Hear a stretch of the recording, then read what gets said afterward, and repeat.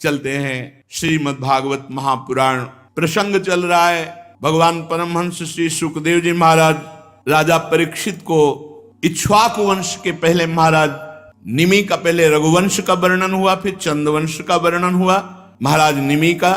अब श्री सुखदेव जी कहते हैं महाराज पुररवा के एक पुत्र था आयु, उसके 5 लड़के हुए, नहुष, छत्रव्रत, रजि, शक्तिशाली, रंभ, अनेना। ये भगवान जो श्री कृष्ण चंद्र जो प्रकट हुए ये उन्हीं के पूर्वजों का वर्णन है। काशी का पुत्र काशी, काशी का राष्ट्र, राष्ट्र का दीर्घतमा, दीर्घतमा का धन्वंतर, यही आयुर्वेद प्रवर्तक भगवान धन्वंतरी के रूप में समुद्र से प्रकट हुए। यज्ञ भाग के भोक्ता भगवान वासुदेव के अंश हैं। जो भगवान का स्मरण करता है अच्युत गोविंद धन्वंतरी आदि नाम से, तो उसके सारे रोग प्रभावहीन हो जाते हैं। देवताओं की प्रार्थना से आयु के पुत्र रजि हुए और उनके 500 पुत्र हुए। देवताओं की प्रार्थना से रजि ने दैत्यों का वध करके इंद्र को स्वर्ग का राज्य दिया, परंतु प्रहलाद जी पर वो विजय प्राप्त नहीं कर पाए, क्योंकि प्रहलाद जी भगवान के भक्त थे। इसलिए वो प्रहलाद जी के आगे झुक के ही प्रणाम करते। भगवान की भक्ति का बड़ा प्रभाव है, इसलिए उन्होंने वो स्वर्ग फिर प्रहलाद जी के भय से रजि को वापस कर दिया। जब रजि की मृत्यु हो गई तो इंद्र के मांगने पर भी रजि के पुत्रों ने स्वर्ग नहीं लौटाया, तो बृहस्पति जी ने इंद्र की प्रार्थना से अभिचार विधि से हवन किया, इसलिए वो सब धर्म भ्रष्ट हो गए। तो अनायास ही फिर वो पराजित हो गए और देवराज इंद्र ने त्रिभुवनपति पद प्राप्त किया। छत्रव्रत की वंश परंपरा में इतने नरपति हुए। महाराज नहुष की वंश परंपरा, जैसे शरीरधारियों के 6 इंद्रियां होती हैं, ऐसे नहुष जी के 6 पुत्र थे। यति, ययाति, संयाति, अयाति, वियति, कृति। नहुष अपने बड़े पुत्र यति को राज्य देना चाहा, परंतु उन्होंने स्वीकार नहीं किया कि ये सब मायाकृत है, मुझे भगवान का भजन करना। वो इस राजनीति में प्रपंच में नहीं फंसना चाहते थे, क्योंकि राज्य एक ऐसी वस्तु है जिसमें अहंकार आने की संभावना है, मैं राजा हूं, और वो आत्मस्वरूप को ढककर भगवान से विमुख कर देता है। महाराज नहुष ये बड़े प्रतापी थे। एक बार ब्रह्म हत्या के भय से देवराज इंद्र कमलनाल में जाके छुप गए थे, तो त्रिभुवनपति पद खाली था। तो देवताओं ने विचार किया कि इंद्र पद पर किसको बैठाला जाए। तो उस समय बहुत चढ़े हुए तपस्या में और यज्ञों में महाराज नहुष थे। तो नहुष जी से प्रार्थना की कि आप देवराज इंद्र पद पर विराजमान होकर देवताओं का शासन कीजिए। तो उन्होंने कहा मुझ मनुष्य में इतनी सामर्थ्य नहीं कि मैं आप अग्नि वायु देवताओं को आदेश करूं। तो उन्होंने कहा जिसको तुम आदेश करोगे वो सामने आते ही आदि शक्ति आप में आ जाएगी, तो आप उससे ज्यादा बलवान हो जाएंगे, इसलिए आपको कोई पराजित नहीं कर सकता। और सब देवताओं ने स्वीकृति दे दी। तो देवराज इंद्र के पद पर महाराज नहुष बैठे। अब जब नहुष जी देवराज इंद्र के पद पर बैठे तो उनको लगा कि फिर देवराज की पत्नी हमारी सेवा में आवे, सची। तो खबर भिजवाई कि मैं इंद्र पद पे हूं। तो इंद्र भोक्ता होता है, त्रिभुवनपति है, हमारा आदेश है तुम हमारी सेवा में आओ। वो बृहस्पति गुरुदेव की शरण में गई कि गुरुदेव वैसे ही ब्रह्म हत्या से पति भयभीत है और हमारा पातिव्रत धर्म भी दांव पे लग जाएगा। नहुष ने आदेश किया सेवा में उपस्थित हो। तो उनका टालो, कुछ समय के लिए टालो। पर नहुष को व्याकुलता।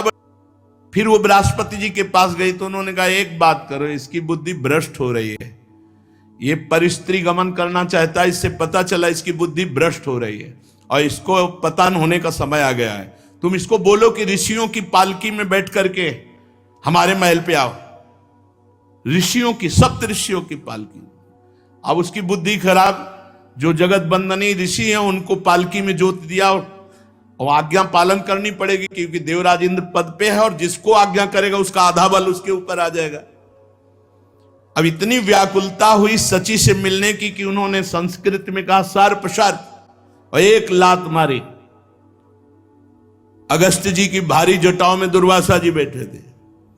उन्होंने कहा अच्छा तुझे सर्प सब बहुत जल्दी पड़ी है, इसलिए जा तू अजगर योनि को प्राप्त हो, देवराज इंद्र की पद पर बैठने लायक नहीं।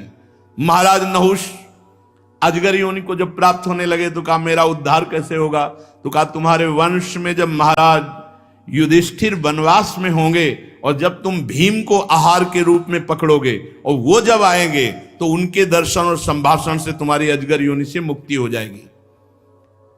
महाराज नहुष देवराज इंद्र पद बैठकर भी अजगर योनि को प्राप्त है, इसलिए भगवान की शरण। ययाति अपने 4 छोटे भाइयों के 4 दिशाओं में नियुक्त करके स्वयं चक्रवर्ती सम्राट पर बैठे।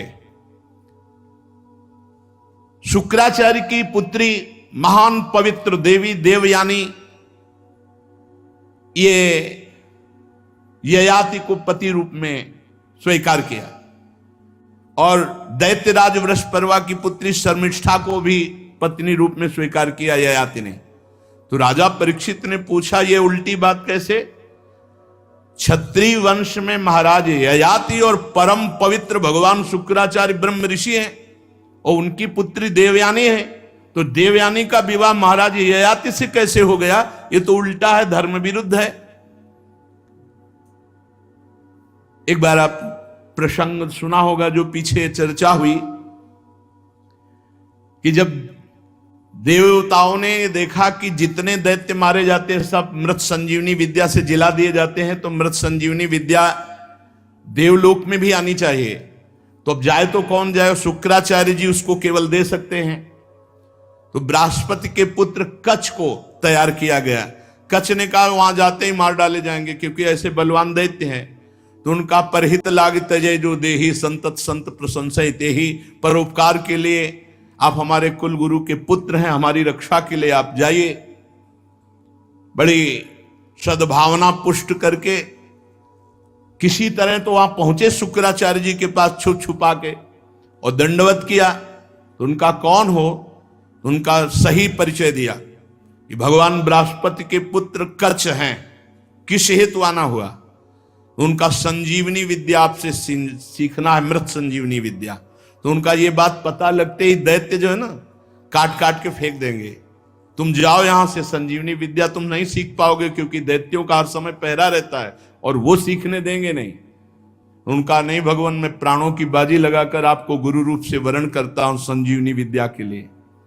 तो उनका हमारी पुत्री को रिझा लो, देवयानी को, शुक्राचार्य जी की पुत्री थी, तो फिर मैं तुम्हें मृत संजीवनी विद्या दे सकता हूं। तो परिचर्या में रहने लगे। देवयानी जी की सम अवस्था थी बराबर की, खेलना कूदना पुष्प लाना हर सेवा उनकी करते। बहुत समय हो गया तब कहा गुरुदेव अब तो देख लो आपकी पुत्री भी हम पे प्रसन्न है और आप भी प्रसन्न है, मृत संजीवनी दे दो। वो इस बात से डरते थे कि मृत संजीवनी देने का मतलब है हमारी मृत्यु हो जाना। तो उनका कुछ दिन और रुको, जाओ जंगल से समिधा लाओ। दैत्यों को पता चला समिधा लेने गए हैं, मार करके काट काट के छोटे छोटे टुकड़े करके फेंक दिया अलग अलग कच्छ के। बड़ा समय हुआ, देवयानी ने कहा कच्छ नहीं आए, तो उनका नहीं आएंगे कच्छ क्योंकि वो काट के फेंक दिए गए। रोने लगी उनका, हम बिना कच्छ के जीवित नहीं रह सकती, वो हमारी परिचर्या सेवा में थे। शुक्राचार्य जी ने मृत संजीवनी विद्या का जो भी अनुसंधान किया सब टुकड़े जुड़ के और कच्छ आ गए। बड़ी सामर्थ्य मृत संजीवनी विद्या। कच्छ से कहा कि भाई तुम जल्दी ले विद्या और निकलो यहां से, नहीं अब कुछ उल्टा होने वाला है। दैत्यों को पता चला कि कच्छ जिंदा हो गए, तो उनका अब की ऐसा करेंगे कि गुरुजी भी समझेंगे कि कुछ। कच्छ को जला के राख करके और पेय पदार्थ में डाल के शुक्राचार्य जी को पिला दिया। अब देवयानी जी ने कहा कच्छ, उन्होंने कहा कभी नहीं आएंगे कच्छ। रोने लगी, क्यों भगवान आपकी विद्या में? बोले अब विद्या में सामर्थ्य की बात नहीं रही, अब कच्छ पेट में है, अगर हमने विद्या का प्रयोग किया तो हमारा पेट फाड़ के कच्छ प्रकट हो जाएगा। तो रोने लगी देवयानी जी की नहीं हमें कच्छ चाहिए। तो उन्होंने कहा फिर तुम्हें हम मृत संजीवनी विद्या सिखाते हैं, पहले सीख लो और फिर हम मृत संजीवनी का प्रयोग करेंगे तो हमें मार के कच्छ प्रकट हो जाएगा, फिर तुम हमें जिला देना, फिर हम कच्छ को संजीवनी विद्या दे के भगा देंगे, अब रुकाएंगे नहीं। ऐसा ही किया। जो ही शुक्राचार्य जी ने मृत संजीवनी विद्या फड़ाक से पेट फाड़ करके कच्छ प्रकट हो गए, तो देवयानी ने संजीवनी विद्या का प्रयोग करके तुरंत शुक्राचार्य जी को जीवित किया और कच्छ को मृत संजीवनी विद्या दी और कहा जाओ यहां से। अब गुरुदक्षिणा की बात आती है जब, तो उन्होंने कहा भगवान विद्या तभी पूर्ण होती जब गुरु प्रसन्न होकर के गुरुदक्षिणा मांग ले, आप गुरुदक्षिणा मांगिए। तो शुक्राचार्य जी ने कहा हमारी बेटी जो चाहे, तो हाथ जोड़कर प्रणाम करके कहा कि आपकी क्या इच्छा है? तो कहा आपको पति रूप में वरण करने की। बोले कदापि नहीं, आज तक मैं आपकी परिचर्या में आपको गुरु के समान देखा है, आप हमारी गुरु की बेटी हो तो हमारे लिए गुरु के समान पवित्र हो, हम ऐसी कभी भावना ही नहीं की, आप गलत भावना कर रही। तो उन्होंने कहा यदि हमारी बात नहीं मानते हो तो मैं तुम्हें शाप देती हूं कि मृत संजीवनी विद्या व्यर्थ हो जाए। इतना कठिन कर प्रयास से तो सफलता मिली, अब उनको गुस्सा आ गई। उन्होंने कहा आपने बिना सोचे समझे शाप दे दिया, इसलिए मैं शाप देता हूं कोई भी ब्रह्म ऋषि तुम्हें पति रूप में प्राप्त ही नहीं होगा। और कच्छ चले गए। उसी शाप के वशीभूत देवयानी जी को कोई ब्रह्म ऋषि पति रूप नहीं प्राप्त होना था, पति रूप में। तो एक दिन जो दानवों के राजा वृषपर्वा हैं, उनकी पुत्री शर्मिष्ठा राजकुमारियों के साथ वन विहार के लिए, तो गुरु पुत्री देवयानी तो उनको भी साथ ले लिया। हजारों सखियां और उपवन में टहल रही थी, सुंदर पुष्प से लदे हुए अनेक वृक्ष, सुंदर सरोवर जिनमें कमल खिले हुए थे, भौरे गुंजार कर रहे थे, बड़ा ही सुंदर। उधर ये सब राजकुमारियां स्नान कर रही थी, सरोवर में खेल रही थी, नवयुवती थी और निर्वस्त्र थी। भगवान गौरी शंकर उस समय वहां से निकले, देवाधिदेव महादेव पार्वती जी, तो सब कन्याएं सकुचा गई और दौड़ पड़ी और अपने अपने वस्त्र, तो शीघ्रता के कारण देवयानी के हाथ में लगा शर्मिष्ठा का वस्त्र, राजकुमारी वृषपर्वा की पुत्री, और वो पहन लिया। देवयानी का जो वस्त्र शर्मिष्ठा, तो राजकुमारी ने कहा तुम्हारी हिम्मत कैसे हो गई, हमारे उपरोहित की कन्या होकर तुम हमारी राजकुमारी, ऐसा वस्त्र कैसे तुमने धारण कर लिया? देवयानी ने कहा कि तू ज्यादा बढ़कर मत बोल, तू हमारे वस्त्रों की अधिकारिणी नहीं। अब वहां राजकुमारी और देवयानी की बातचीत,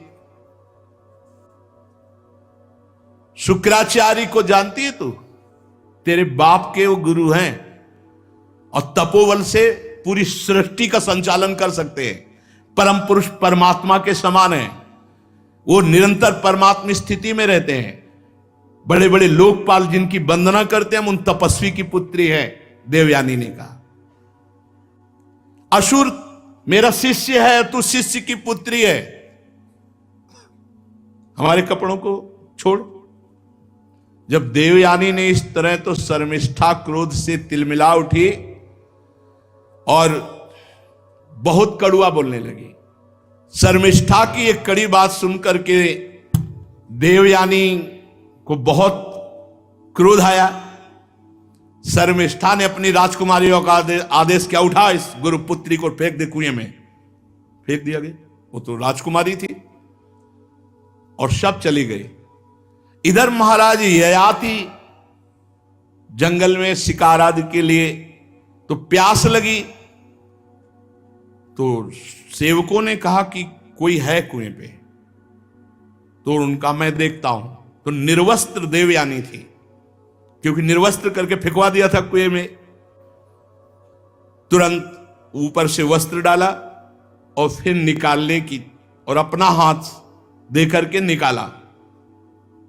देवयानी बहुत ही सकुचित मुद्रा में, ययाति ने कहा देवी केवल मैं आपके निकालने के भाव से आपको निकाला है।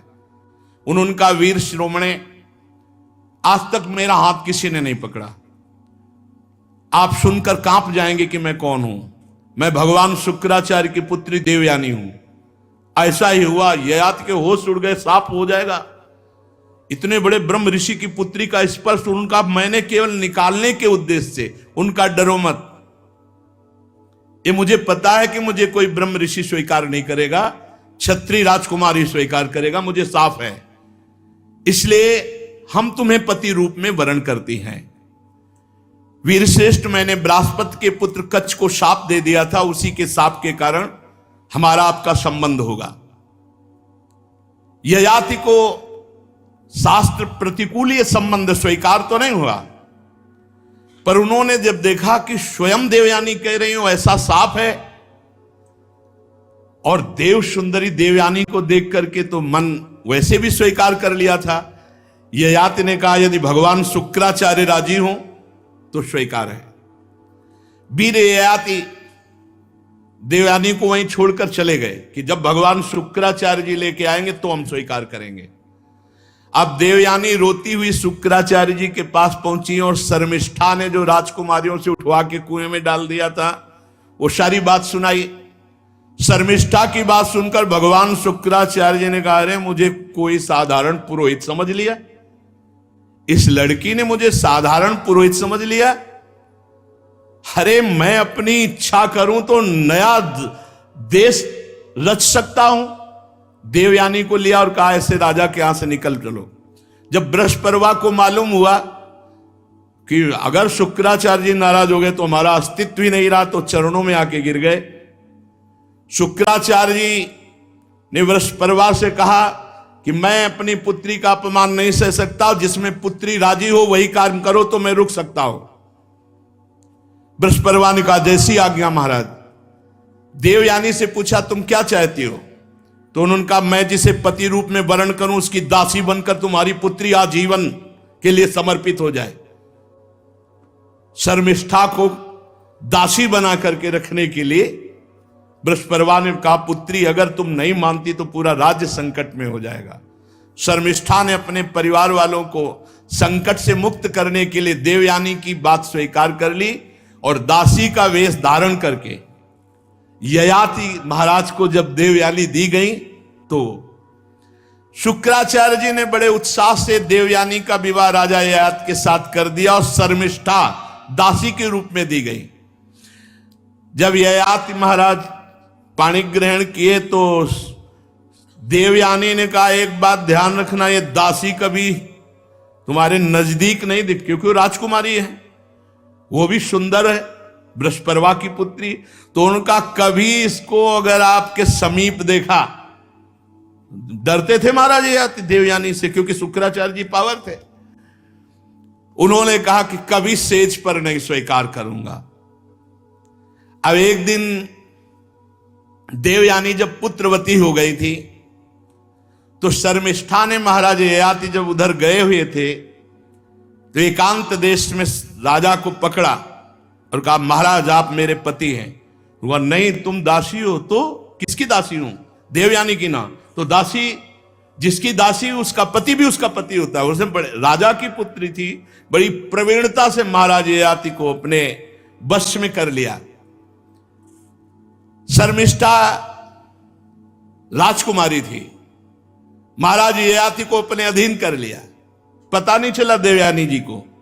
देवयानी जी के दो पुत्र हुए, महाराज यदु परम पवित्र, इन्हीं के वंश से यदुवंशी भगवान श्री कृष्णचंद्र जी इन्हीं के वंश में प्रकट हुए, यदु और तुर्वश। और बृहस्पति की पुत्री शर्मिष्ठा के तीन पुत्र हुए, द्रुहि अनुपुरु। एक दिन देवयानी वन विहार में घूम रही थी तो देखा वन में तीन राजकुमार राज चिन्हों से युक्त। तो उनका चक्रवर्ती सम्राट महाराज ययाति के तो दो पुत्र हैं और ये राजकुमार जैसे चिन्ह धारण किए हुए पुत्र के नजदीक गए। बोले तुम्हारे पिताश्री कौन है? बोले महाराज चक्रवर्ती सम्राट ययाति। ययाति किसके पुत्र हो तुम? तो कहा मां शर्मिष्ठा के। देवयानी जी तुरंत ययाति के हाजिर हो। ययाति से कहा तुमसे कहा था इसको स्वीकार, हमारे दो उनके तीन। नाराज हो गई देवयानी जी। अब देवयानी जी इतना क्रोधित हो गई कि गुस्सा में भरकर छोड़ दिया और शुक्राचार्य जी के पास पहुंच गई। ययाति जी पीछे पीछे पैर पकड़ना, हाथ जोड़ना, मान जाओ शुक्राचार्य जी के पास मत जाओ, लेकिन उनको अपने जानते थे ससुर जी कुछ न कुछ रच देंगे। अब अनुनय विनय, चरण दबाना, गलती मानना, हाहा खाना कुछ नहीं सुना। देवयानी ने शुक्राचार्य जी के पास पहुंच गई। शुक्राचार्य जी ने कहा क्या हुआ बेटी? बोले इस स्त्री लंपट ने हमारी आज्ञा नहीं पालन की, इसने दासी के गर्भ से 3 पुत्र उत्पन्न किए, हमारे गर्भ से 2 पुत्र, इसलिए इनको दंड दे दो। बोले तुम ही बता दो, तो भाई इनके शरीर में बुढ़ापा आ जाए और स्त्री सहवास योग्य न रहे। अब तुरंत महाराज ययाति, जो ही शुक्राचार्य जी तो ऐसे जल फेंकने की जरूरत थी, अब वो बूढ़े हो गए, किसी काम के नहीं। ययाति ने कहा आप खुश हो, तुमने अपने पैरों में भी तो कुल्हाड़ी मार ली। अब देवयानी को फिर चेत आया, तो ययाति देवयानी से जो विनय की वो सुनने लायक है। उन्होंने कहा कि मैं विषय भोग करते करते आज तक तृप्त नहीं हुआ, और बिना इसकी अनुभूति के तृप्ति के कोई वैराग्य नहीं धारण करता, इसलिए हम पर कृपा करो। महाराज ययाति देवयानी से। अब देवयानी प्रसन्न हो गई, देखा कि अब तो शुक्राचार्य जी से कहा औषधि देव, कुछ उपाय करो कि बुढ़ापा जाए, जवान हो फिर। तो उनका जो पुत्र अपनी जवानी दे दे, उसकी जवानी लेकर के फिर ये गृहस्थ धर्म का प्रयोग करे। अब वो हल तो मिल गया, तो सबसे बड़े पुत्र देवयानी के से संसर्ग से जो प्रकट हुए थे महाराज यदु। यदु से कहा कि आप अपनी जवानी हमें दे दीजिए। तो उनका किस काम के लिए, कार्य क्या है? तो उनका मैं अभी भी इस विषय भोगों से तृप्त नहीं हुआ। नहीं, कदापि ऐसा नहीं हो सकता। और मनुष्य जब तक विषय सुख का त्याग नहीं करता, वैराग्य नहीं होता, तब तक उसे तत्व ज्ञान नहीं होता। इसलिए मैं ये स्वीकार नहीं करता। महाराज यदु ने मना कर दिया। तुर्वश दैहु अनु, जो शर्मिष्ठा के भी पुत्र थे, उनसे भी कहा। उन सब ने कहा नहीं, जैसा हमारे बड़े भाई कहते हैं वैसे हम स्वीकार, हम नहीं जवानी देंगे। पुरु से कहा, पुरु ने कहा पिताश्री आप ही हमारे परम पद हो, बहुत धर्मात्मा पुरुष ही भी। पुत्र का वास्तविक शरीर पिता का ही अधिकार है। ऐसी अवस्था में मांगने की बात कर रहे हो आप? हम आपका उपकार का बदला नहीं चुका सकते। आप हमारे माता पिता हैं, ये शरीर आपका है, ये जवानी आपकी है। मैं आपका बुढ़ापा और इंद्रिय शक्तिहीनता स्वीकार करता हूं, आप हमारी जवानी स्वीकार करें, जैसा चाहें वैसा उपभोग करें। पिता का अगर आज्ञा का पालन न करे तो पुत्र क्या हो, तो पुत्र नहीं है। पुरु ने बड़ा आदर करके पिता का बुढ़ापा स्वीकार किया और इंद्रिय शक्तिहीनता स्वीकार कर ली। महाराज ययाति बहुत अंदर से प्रसन्न हुए कि पुत्र हो तो महाराज पुरु जैसा। 1000 वर्ष अपने पुत्र के यौवन का उपभोग किया। फिर वही तृष्णा वैसे, इसीलिए ये समझने के लिए चरित्र सुनाए जाते हैं। फिर वही तृष्णा वैसे ही, कोई तृप्ति नहीं, फिर वही चाह। महाराज ययाति को भोगों से तृप्ति नहीं, ऊब कर छोड़ना पड़ा। मतलब गजब हो गया इन दुष्ट इंद्रियों का। महाराज जब एक दिन देखा कि मैं इतना नीच हो गया हूं कि अपने पुत्र की जवानी भोग रहा हूं, फिर भी नहीं, अब नहीं। देवयानी से कहा भृगुनंदिनी, पृथ्वी में मेरे समान कोई विषयी होगा? इंद्रियों का गुलाम हो चुका हूं, कोई परमार्थ की वृत्ति नहीं रह गई, केवल विषय सेवन, अपने पुत्र की भी जवानी भोग लिया, आज तक कभी तृप्ति नहीं हुई। नहीं, अब नहीं प्रिय, अब नहीं। बस यही बात जिसके जीवन में आ गई, अब लो नशानी अब ना नशइयो, जीत गया। जो इंद्रियों को छूट दे देता वो कितना भी बड़ा विद्वान या बलवान हो, नष्ट हो जाता है। राम कृपा भव निशा सिरानी, जागे पुण्य न नशइयो, अब लो नशानी अब ना नशइयो। बहुत हो गया, अब इंद्रियों का खिलवाड़ नहीं। विषयों का सेवन करते करते हाय हाय मेरे पुत्र की 1000 वर्ष आयु मैंने भोग ली, फिर भी वही भोग लालसा। इस वासना और भोगों की तृष्णा का अंत नहीं। आज मैं परमात्मा को साक्षी करके निश्चित करता हूं कि आज के बाद इन भोगों को स्वीकार नहीं करूंगा। यही जय है। जिसकी समझ में जब आ जाए और निश्चय कर ले, वही जय है। ययाति ने अपनी जो पुत्र की जवानी थी पुरु को लौटा दी, वो बुढ़ापा ले लिया और निश्चिंत होकर भगवान के चिंतन में लग गए। दक्षिण पूर्व दिशा में द्रुहि, दक्षिण में यदु, पश्चिम में तुर्वस, उत्तर में अनु को राज्य देकर अपने सिंहासन पर पुरु को बैठाला और आप सब कुछ त्याग कर वनवास ले लिए। बहुत वर्षों तक घोर तपस्या परायण रह करके आप विचार करो, यह है निश्चय। जब छोड़ दिया तो छोड़ दिया, चल दिया। बहुत कठोर तप करके वन में जाकर समस्त आसक्तियों का त्याग करके आत्म साक्षात्कार करके त्रिगुण में लिंग शरीर को भस्म करके परमात्मा वासुदेव की भागवतिक गति को प्राप्त हुए महाराज ययाति, जो बड़े बड़े संत जन प्राप्त करते हैं। स्त्री पुरुष परस्पर मोह के कारण, ये जो आसक्ति के कारण बंधे रहते हैं, इसी से आत्मबोध नहीं हो पाता। ये हंसी खेल नहीं है माया मोह का त्याग करना। स्वजन संबंधियों का जो एक जगह इकट्ठा होना, उनका आकर्षण होना, ये बहुत बड़ा माया का फंदा। इससे अलग होना बहुत कठिन है। कोई श्री कृष्ण कृपा पात्र ही ऐसा अनुभव करता है कि भोगों में सुख नहीं है, संसार के संबंध मिथ्या हैं, और अपने चित्त को निरंतर परमात्मा में लगाकर भगवान वासुदेव को प्राप्त होता है। परीक्षित, जिस महाराज पुरु की बात कर रहे हैं, उन्हीं के वंश में तुम्हारा जन्म हुआ है। पुरुवंशी परीक्षित है। इसी वंश के वंशधर बड़े राजर्षि ब्रह्मर्षि हुए हैं। पुरु का जन्मेजय, जन्मेजय का प्रचीनवान, प्रचीनवान का प्रवीर, प्रवीर का नमस्यु, नमस्यु का पुत्र हुआ चारुपद, चारुपद से सुद्यु, सुद्यु से बहुगो, बहुगो से संयाति, संयात से अहयाति और अहयात से रौद्राक्ष।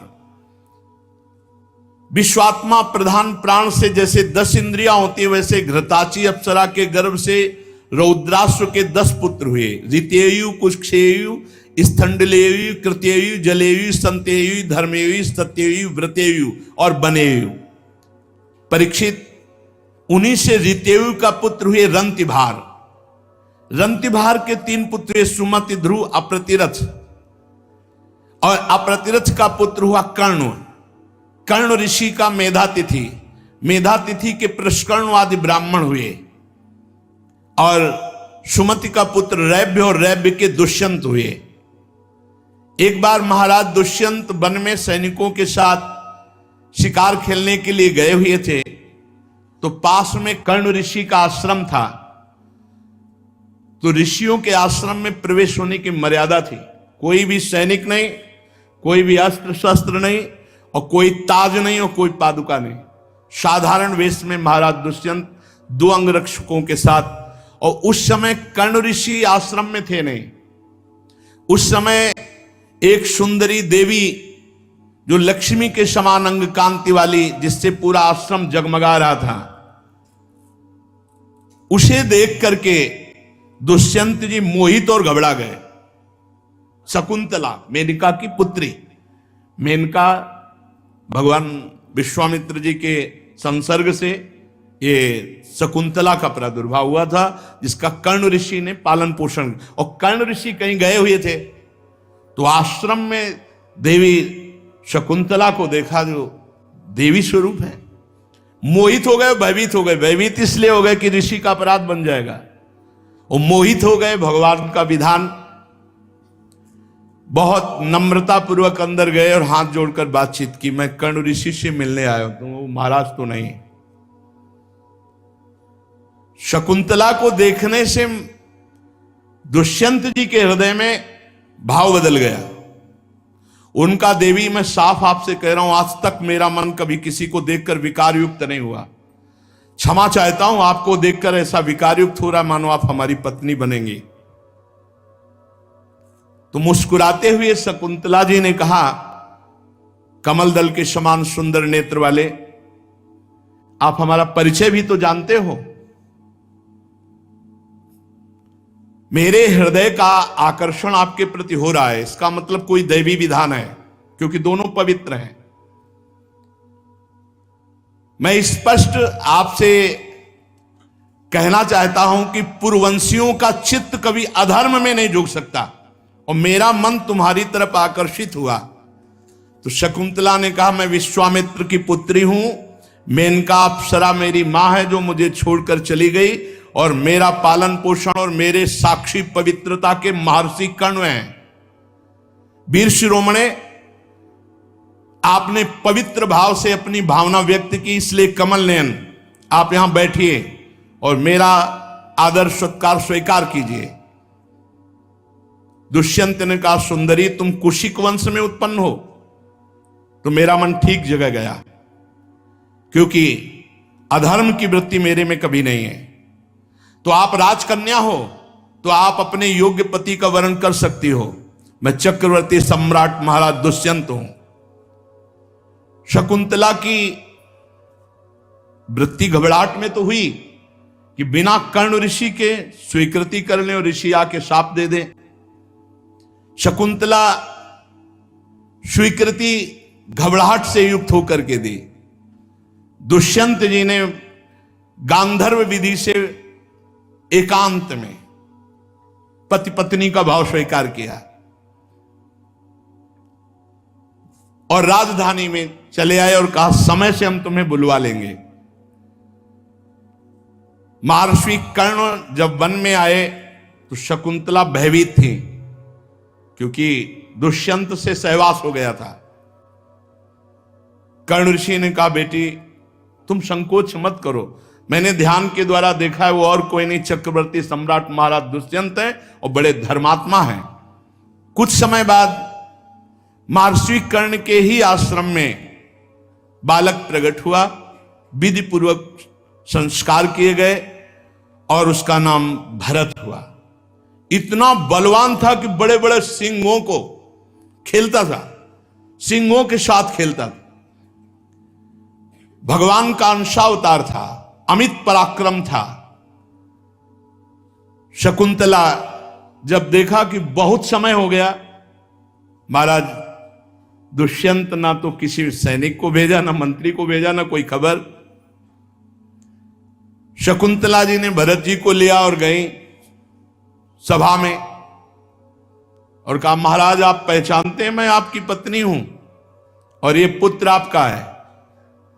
तो दुष्यंत जी ने कहा, ऐसे थोड़ी क्या करके बोल दे कि मैं पत्नी हूं, ये पुत्र है, क्या प्रमाण है आपके पास? अस्वीकार कर दिया। राजा दुष्यंत ने जब अस्वीकार इसीलिए किए थे कि हर कोई नहीं जानता था, हर कोई नहीं जानता था। तो भरत जी को राजपद पर स्वीकार करने के लिए मंत्री पूरा परिकर जानना चाहिए। तो सत्य को भगवान साक्षी करते हैं। उन्होंने कहा कि निर्दोष पत्नी हो और निर्दोष पुत्र है, इसका क्या प्रमाण? तो तुरंत आकाशवाणी हुई,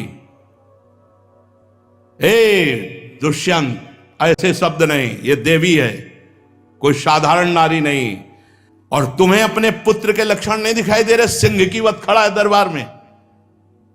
दुष्यंत अगर अब दोबारा शकुंतला का तिरस्कार किया तो यह है धर्म, धर्म इसे कहते हैं। भगवत वाणी हुई, दोबारा शब्द और हेलना के मत बोल देना कि क्या प्रमाण कि ये पुत्र हमारा है, तुम पत्नी हमारी हो। अपने पुत्र का भरण पोषण करो, स्वीकार करो। यही चाहते थे दुष्यंत जी कि सभा में दिव्यता की है, क्योंकि एकांत मिलन था, इसको कौन जानता। शकुंतला परम पवित्र देवी है और यह गर्भ तुम्हारा ही धारण कराया हुआ है, आकाशवाणी ने ऐसा कहा।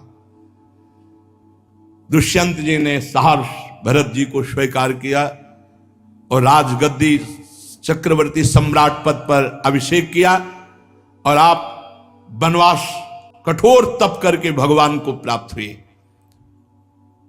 आज भारतवर्ष इन्हीं के नाम से गाया जाता है। पृथ्वी पर महामहिमा जो भरत जी, उन्हीं के नाम से भारत। उनके दाहिने हाथ में सुदर्शन चक्र का चिन्ह था, पैरों में कमल कोश था और महाराज्याभिषेक की विधि से उनको राजपद पर अभिषिक्त किया गया। भरत ममता के पुत्र दीर्घतमा मुनि को पुरोहित बनाकर गंगा तट से गंगा सागर गंगोत्री तक 55 पवित्र अश्वमेध यज्ञ किए। यमुना तट से प्रयाग तक यमुनोत्री तक 78 अश्वमेध यज्ञ किए। बड़े महात्मा पुरुष थे। यज्ञों की धनराशि से तृप्त कर दिया ब्राह्मणों को। दुष्यंत कुमार भरत यज्ञी अग्नि स्थापन बड़े उत्तम। करोड़ों अरबों गौओं का दान।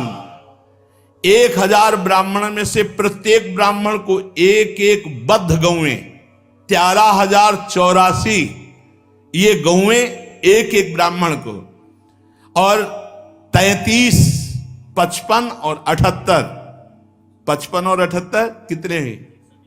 हाँ, ऐसे ब्राह्मणों को स्वर्ण से जटित घोड़े प्रत्येक ब्राह्मण, और 133 अश्वमेध यज्ञ किए। समस्त नरपतियों को असीम आश्चर्य में डाल देने वाले महाराज दुष्यंत पुत्र भरत हुए।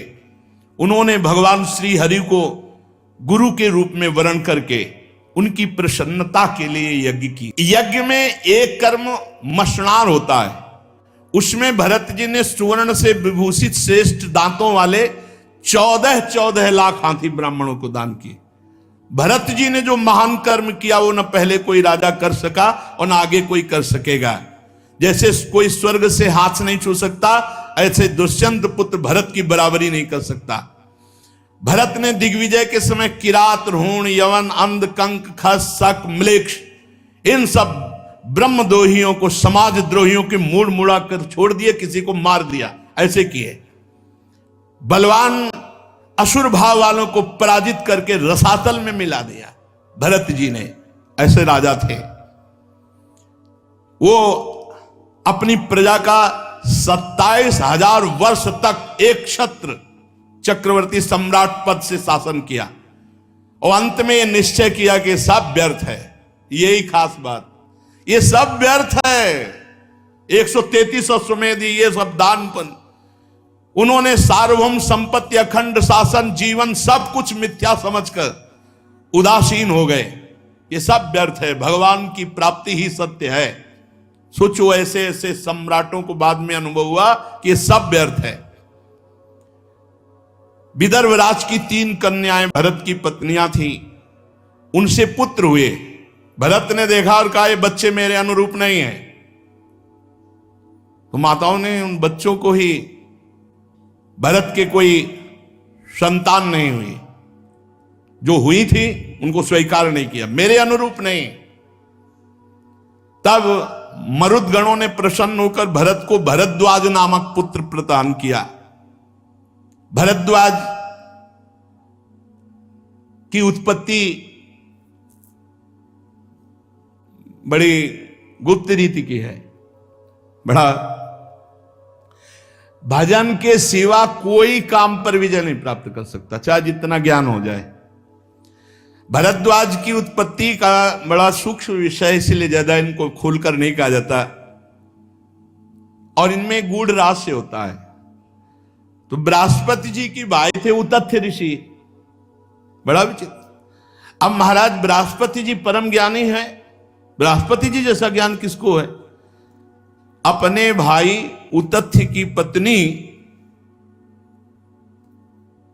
तो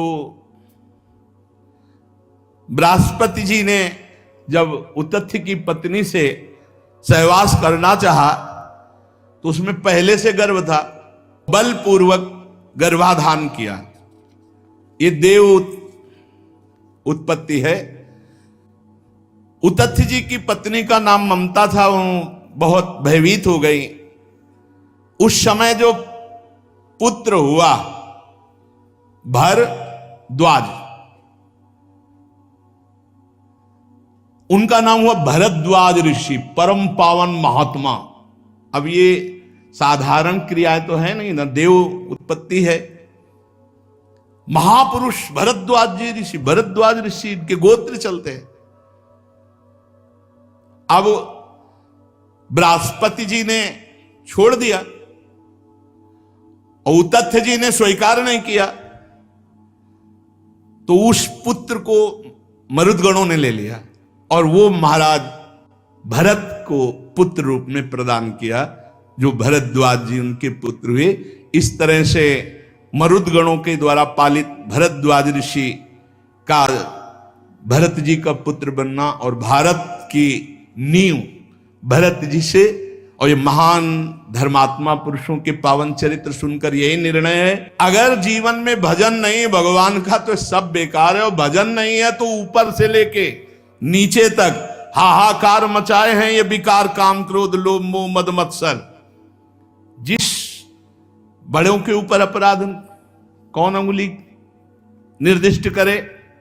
नहीं तो भगवान श्री राम जब बाली ने पूछा क्यों मारा छुप के, तो कहा अनुज वधु भगनी सुत नारी सुनसठ ये कन्या समचारी इन्हीं कुदृष्ट बिलोक जोई ताई बधे कछ।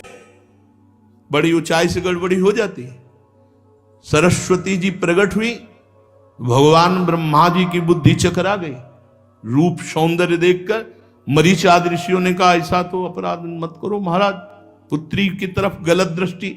भगवान का भजन छूटा तो ब्रह्मा की भी खोपड़ी में काम अपना प्रभाव दिखा दिया। हम तो ब्रह्मा के रचे हुए हैं।